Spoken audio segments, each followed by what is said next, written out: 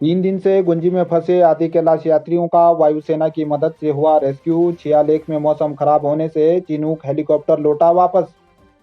3 दिन पूर्व चीन सीमा पर तावाघाट डिपुरलेक राष्ट्रीय राजमार्ग पहाड़ी दरकने से तंफा मंदिर के पास बंद हो गई थी, जिससे गुंजी में लगभग 105 आदि कैलाश यात्री फंस गए थे।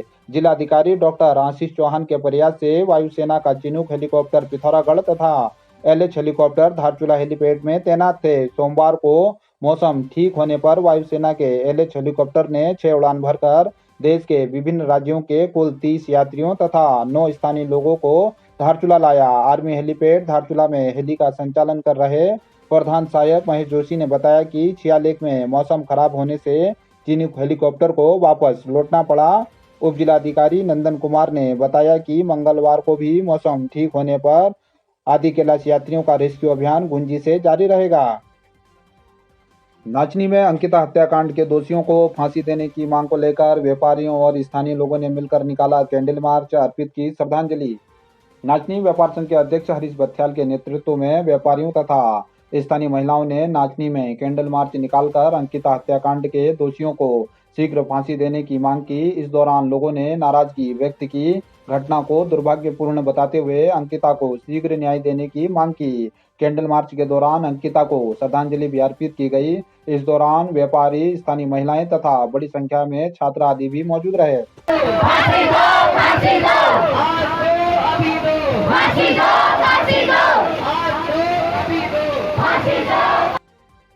ग्वालगांव बचाओ अभियान के तहत किया गया वृक्षारोपण, जल स्रोत में भी चलाया गया स्वच्छता अभियान, की गई पूजा अर्चना। सामाजिक कार्यकर्ता, कांग्रेस नेता नंदा बिष्ट तथा स्थानीय व्यापारी नवीन खरकवाल के नेतृत्व में ग्वालगांव बचाओ अभियान के तहत ग्वालगांव क्षेत्र में आज जलदेवी मंदिर के जल स्रोत में स्वच्छता अभियान चलाया गया।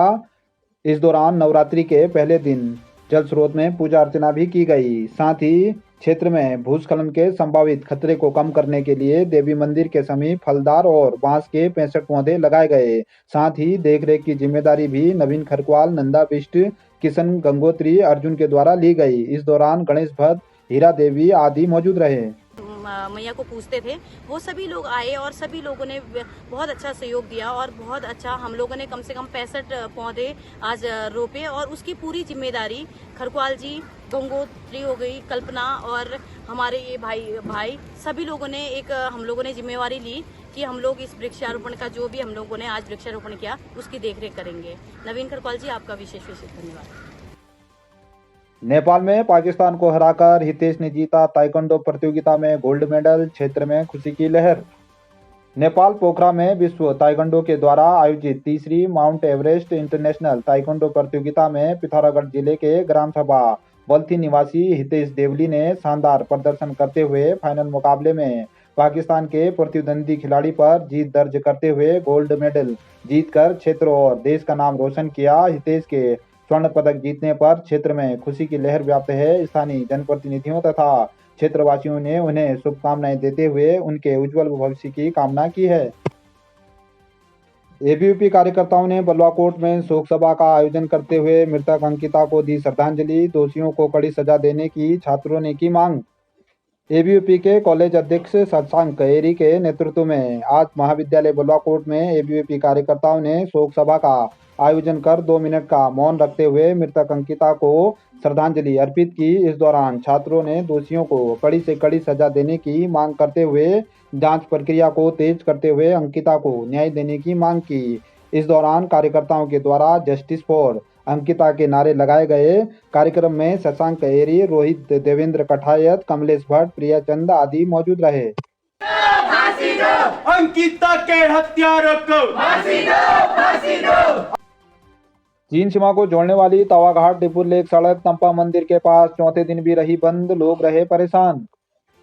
चीन सीमा को जोड़ने वाली तावाघाट डिपुरलेक सड़क तंपा मंदिर के पास चौथे दिन भी बंद रही, जिससे स्थानीय लोगों की मुश्किलें बढ़ी रही।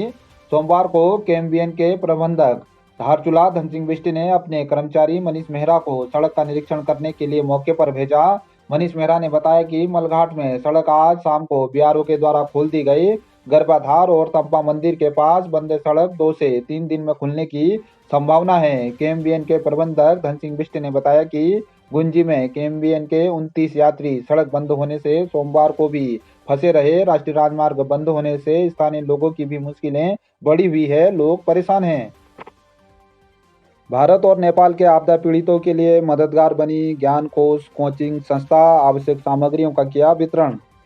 ज्ञान कोष कोचिंग संस्था के प्रबंधक पंकज बिष्ट ने बताया कि पिछले दिनों नेपाल में बादल फटने से भारत और नेपाल में भारी तबाही मची थी, जिसमें धारचूला खोतिला में दर्जनों लोग बेघर हो गए थे जो राहत शिविर में रह रहे हैं। ऐसे ही धारचूला नेपाल में भी भारी तबाही से लोग बेघर हुए हैं और परेशान हैं। संस्था के द्वारा जवाहर सिंह नबियाल स्टेडियम धारचूला तथा धारचूला नेपाल में पीड़ित छात्रों को अध्ययन सामग्री तथा पीड़ित परिवारों को खाद्यान्न सामग्रियों का मैं पंकज सिंह बिष्ट, प्रबंधक ज्ञान कोष कोचिंग संस्थान धारचूला।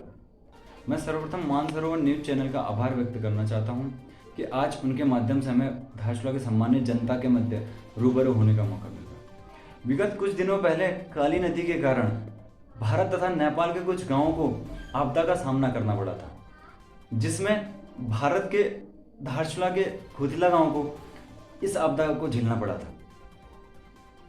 इसमें खोतिला के काफ़ी बच्चों को इस आपदा के कारण अपनी पठन पाठन सामग्री से हाथ धोना पड़ा था।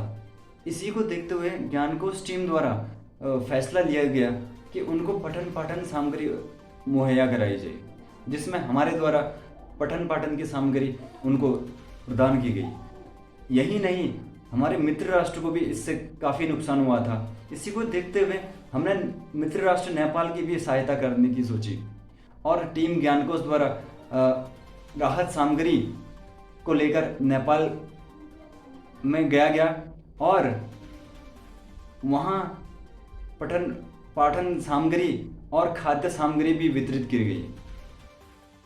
मुंशियारी मुख्यालय में जनप्रतिनिधियों का कर्मी अनशन रहा जारी। सभी मांगों को पूरा करने की मांग को लेकर अड़े आंदोलनकारी।